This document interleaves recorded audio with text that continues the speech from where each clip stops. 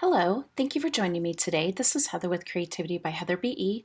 I hope that you're all safe and doing well. Today I'm going to be showing you how I created this card using a new stamp set from Kraftgali. This stamp set is a gorgeous floral that wrapped around the word you, and it's called You Matter, and it's got some wonderful sentiments with it as well. As soon as I saw the stamp set, I knew I wanted to break up my watercolors, which I've not done in a long time. For the background, I wanted a little bit of subtle design over top of my distressed background. So I'm going to be using the My Favorite Things staggered circles. And then I'm going to be doing kind of an ombre effect. So I'm going to be using worn lipstick, spun sugar, and picked raspberry for my background. For my watercolor, I'm going to be using the Gansai Tambi Pearl colors. I also have the Gansai Tambi the dark ones, so like the black and the gold, and they're gorgeous.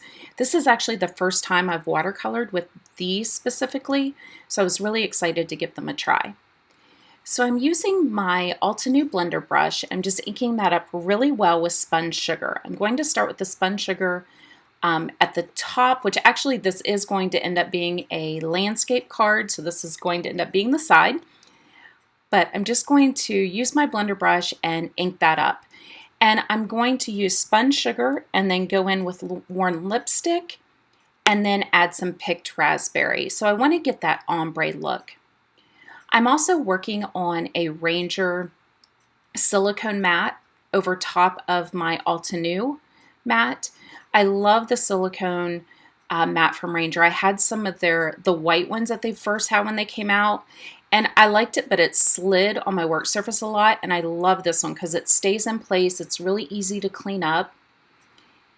So you can see I'm just adding some picked raspberry, and then I'm going back over. So once I get one layer down, I'm going back over just to blend out those seams. I don't want any really harsh edges. So there you can see how it blended together. And I'm going to take my stencil, and I just wanted a very, very subtle background on this. So I'm using purple tape. Typically I will spray pixie spray, but because I wasn't really concerned that it was perfectly straight, if I picked it up and moved it, it was okay because it wasn't going to be real dark. And I'm going to take the spun sugar and use this to go over and add my dots from my stencil. And I'm just kind of picking up the corner to look and see, because I have the darkest, the picked raspberry at the bottom. So I know if I'm not able to see it very well there, then I'm going to need more up at the top as well. And there we go. So you can see we just have this subtle little hint in the background of those dots. And they almost appear almost kind of like a white background, like I used a pigment ink. I'm going to use my Misty, and this is the new Misty, and I talked about this in a previous video, but I love it. I love the hinges. That's my favorite part, that it doesn't just drop on you. So I use my anti-static powder bag, and that's just to make sure that my embossing powder doesn't stray into places that I don't want it to go. And then I'm using the Brutus Monroe embossing ink. This is a sticky ink that will stay wet for a while. And I like this one because I don't have to rush when I'm doing my embossing. So I'm going to close my Misty door. And I like to just take a Swiffer or a towel, anything I have near me, and just kind of run it over to get some even pressure. I want to make sure I get a good impression on all of those florals, because what I'm going to do is I'm going to heat emboss this in white and then use the heat embossing as kind of like my little well to do my watercoloring. So I'm using the Brutus Monroe Alabaster White embossing powder here.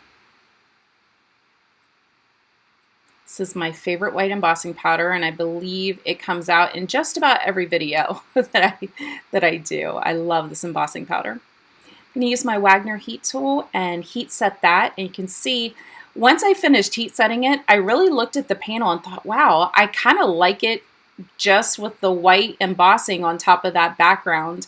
So I almost just added a sentiment and, called it a day with this card, but I really wanted to watercolor. So I am going to pull out my watercolors, and I do have just a glass of water. I keep this glass in my craft room and use it for when I'm watercoloring. Off to the side, you can't really see it. But you can see how gorgeous those pearl watercolors are. I just love these.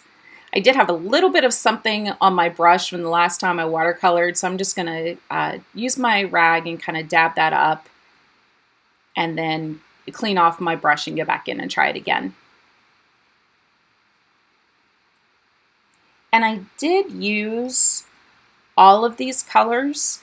I'm going to use the green on the leaves.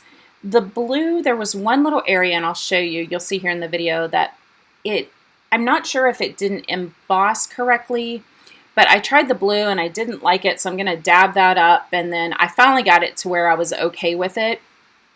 But that was a lot of trial and error to get that one where I really wanted it to be. So I'm just taking a little bit of water. I'm not using a lot of water on these.